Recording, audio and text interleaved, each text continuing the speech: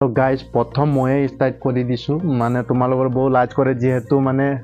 ন কি কৈছা কোনে ষ্টাৰ্ট কৰিব তুমি কৰিবা না মই কৰিম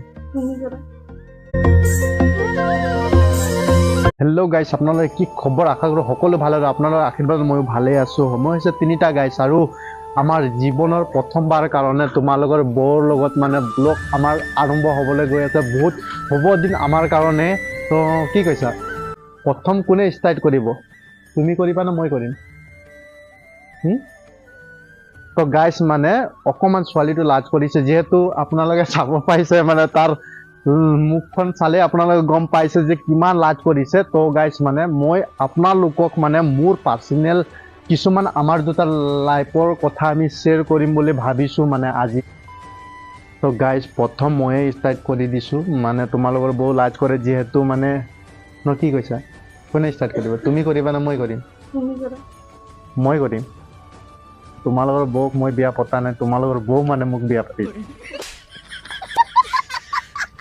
আমাৰ মানে ষ্টৰী মানে বহুত ডাঙৰ আছে ন ষ্টৰী মানে বহুত ডাঙৰ আছে আমাৰ তো ইমানকে ক'ব নাযাওঁ কিন্তু আমাকো দুটা বেয়া লাগে হয় নাই আমাকো দুটা বেয়া লাগে কাৰণ মানে গাইজ মানে আপোনালোকক মই শ্বৰ্টকাটিঙত মানে আমাৰ ষ্টৰী ক'বলৈ গৈছোঁ মানে আমি দুটা মানে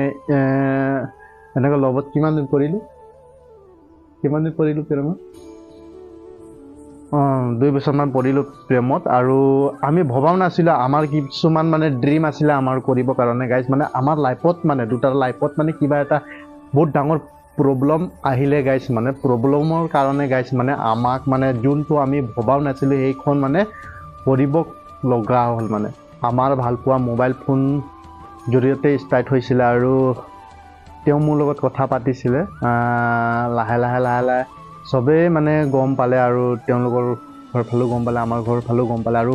গালি চালি দিছিলে আৰু মানে বহুতখিনি মানে হ'ল মানে তো বাকী আমাৰ ফেমিলিও গম পালে আৰু আমাৰ ফেমিলিও ছাপোৰ্ট কৰিলে তো আৰু ফেমিলি ছাপোৰ্ট কৰিলে তো